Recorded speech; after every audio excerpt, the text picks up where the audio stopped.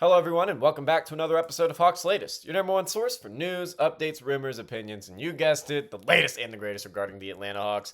I'm your host, Zach Langley, aka Langley ATL, and today we've got a lot to talk about. So, we're going to be diving into ESPN's updated power rankings. They're finally giving the Hawks some love, and why national media has finally given the Hawks their due respect is what we're going to talk about. We're also going to narrow down on Kristaps Porzingis, the newly acquired Atlanta Hawks big man, and his surprising reaction to landing in Atlanta. He initially thought he was going to land somewhere else, and we're going to talk about that, plus what it could mean for this new look Atlanta Hawks roster. Then we're going to break down the latest buzz around Trae Young's contract extension. He's been eligible for a few weeks now. We've got some significant updates on that, so be sure to be tuned in for that. And then finally, we're going to take a look at one of the more underrated big men currently on the free agent market, Charles Bassey, and why he could be the perfect fit for Atlanta's final roster spot. There's obviously some other contractual obligations that we're going to discuss regarding Bassey. He's a bit of a unique case right now, so we're going to talk about all of that. So make sure you like, subscribe, and turn on notifications so you don't miss any future updates. With that being said, let's get right into it and talk about how, for what the first time in what feels like ages, the Hawks have been getting love this offseason. And ESPN specifically is showing the Atlanta Hawks some real love in their first post free agency power rankings that they have released. The Hawks made a major jump. So in their previous power rankings before free agency, they were 19th in the lower half of the NBA. Not looking too bright. Now they are all the way up at number 12. Definitely a playoff team, getting some real love. That's a 7-spot leap, placing them 5th in the Eastern Conference behind Cleveland, New York, Orlando, and Detroit. And honestly, it's respect, but I would still put them over Detroit and possibly Orlando. They're gonna have to earn that, though. I mean, Detroit and Orlando were both playoff teams last year. Atlanta wasn't, so we've got a little more to prove. But I think they'll get there in due time. It's not just the ranking that's encouraging, though. It's the reasoning behind it. Here's what ESPN's Chris Herring had to say: "Quote. Few clubs have had a better offseason on paper than Atlanta, which added skilled big man Kristaps Porzingis, highly versatile wing Nickeil Alexander-Walker, and sharpshooter Luke Kennard. The new Hawks front office also nabbed an unprotected first-round pick from the Pelicans next year for the small price of sliding back 10 spots in the past draft. The move gives four-time All-Star Trae Young the most balanced roster he has had since reaching the conference finals in 2021. That's big time praise, and it's well deserved. The Hawks front office made smart, calculated moves that didn't just improve the top of the roster. They added depth, they added versatility, and long-term value. Also, short-term contracts that might increase long-term salary negotiations. If health remains on their side, which is a big if health remains on their side, considering the injury history to Kristaps Porzingis, Jalen Johnson, and some other guys on that roster, this team should firmly be in the conversation for a top 4, maybe top 3 seed in the East. If everything clicks, we could be talking about a real contender come playoff time, and I expect that 12 spot to even increase more as we get closer to the season, because the Hawks aren't necessarily done. They're done with their big moves, but now it's just about finalizing that roster. And so we're going to keep an eye on that over the next couple of weeks. But now we're going to talk about Atlanta Hawks big man Kristaps Porzingis. Speaking of guys that the Atlanta Hawks brought in just this offseason. So the newly acquired Hawks big man recently shared something very interesting. According to KP himself, after the season ended, he expected to be traded. It was no surprise that he was traded, but at one point, he really thought he was headed to the San Antonio Spurs. Very odd that it was very specific of, I thought I was going to the Spurs. So in his own words, he said, "After the season, I spoke to my agent and kind of expected that one or more of us would be traded," referring to the Celtics because they had a disappointing end to last season. He said, "For a while, I thought I might end up with the San Antonio Spurs, but then Atlanta came in, and that was a nice surprise. It was out of my hands." That's definitely fascinating. The Spurs pairing Porzingis with Victor Wembanyama would have been absolutely terrifying and probably unstoppable if they stayed healthy. Although the health concerns of that front court duo would be even more than anything that Atlanta is currently dealing with. But from a size and skill standpoint, that would have been insane. And I think San Antonio is probably a little bit disappointed when they couldn't get that deal done. And Atlanta swooped in last minute and made a very unexpected move. They landed KP in one of the most efficient value-driven trades of the summer. They didn't give up anything of real value. I mean, they gave up Jordan Niang, Terrence Mann, and a first-rounder that, didn't really matter because then Atlanta traded back and got still picked at that around where that selection would have been. So it didn't really matter really that much in the grand scheme of things. That's a deal you make every single time. And this might just be a one-year rental for Kristaps Porzingis, but even if it is, that value is worth it. Now, Porzingis slots into a front court alongside Onyeka Okongwu and Jalen Johnson, and what should be a very, very solid two-way trio. Offensively, his pick and pop and rim rolling ability, make him a very ideal partner for Trae Young. We've been talking about for years now that Trae Young needs a stretch big, and this is the first real stretch big Trae has had. He obviously turned guys like Dwayne Dedmon and Alex Len into shooters, and obviously now Onyeka Okongwu has taken a shooting leap, and that's going to continue to get better next season. We're actually going to talk about that a little more in next episode, but this just really can unlock Trae's game and really everyone around him.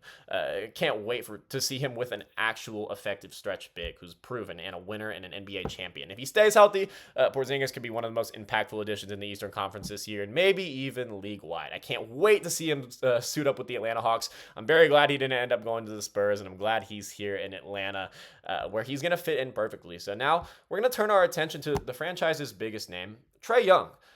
We've got an interesting storyline here with Trae. So there has been a lot of talk about his potential contract extension. He's been eligible for a few weeks now, and nothing has really gained too much traction. And ESPN's Brian Windhorst, who is a very reliable source, just added a major wrinkle to this conversation, and not something that a lot of us really saw coming. He said definitively they aren't going to give him a max extension.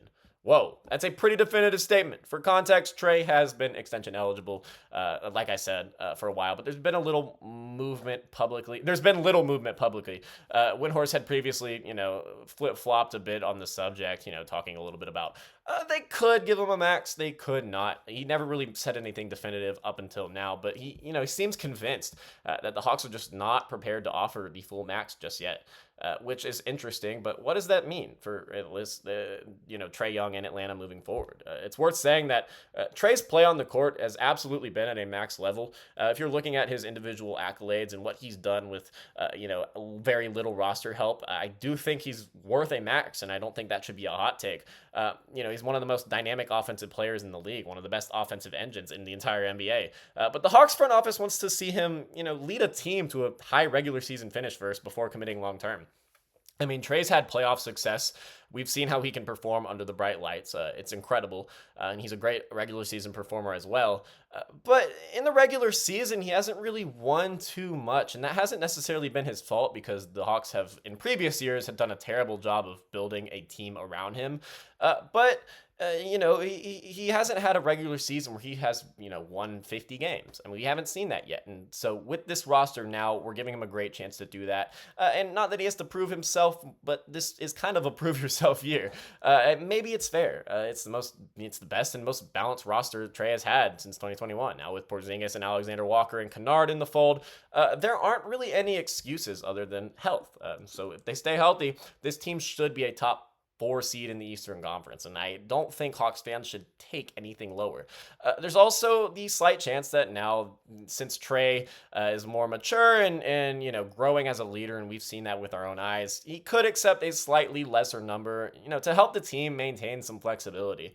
I think that would be a great move, but I can understand him not doing it just because his own personal value is higher than what Atlanta might be offering him right now. If Atlanta performs as expected next season, though, I would assume this would be something they'll revisit. Next offseason, they can still. He has the chance to opt out next offseason and then become a free agent. I don't necessarily think he will. Maybe he opts out and then Atlanta signs him to a new deal. Anything could really happen. But then if Atlanta wins a lot next year, maybe doesn't win a championship, but gets to the playoffs and advances a couple rounds, then you go ahead and lock Trae up to a max. And I think that would be best for both parties. Not necessarily a prove yourself kind of year, like I said, but there is a lot at stake with this roster. So now we're gonna close with a quick look at a name you might not have expected to hear, and it's definitely not a very enticing free agent, but someone who could really help the Hawks in a way that they kind of need. Charles Bassey. So the Hawks currently have one open roster spot, and we've been talking about that for a very long time. And they've been seriously patient and methodical in evaluating options. They have shown no sense of urgency in filling up this final roster spot. That's why we've had to talk about it quite a bit, just because there have been really no, whispers around the league or, anything, around the Hawks that have suggested that they're going to make this signing anytime soon. Bassey is definitely a guy that could be worth a serious look. The 23-year-old big man had a very, very strong showing in Summer League with the Boston Celtics. He looked great. He averaged 15.3 points and 11 rebounds while shooting over 70% from the field. Very, very good production. He only played 3 games, though, before stepping away due to a prior commitment. But he left a very positive impression, showing that he can be a contributor to any NBA team that would sign him. Last season with San Antonio, he didn't have numbers that are eye-popping, but, in just 10 minutes a game, he averaged 4.4 points and 4.2 boards. So definitely showing some production in limited minutes.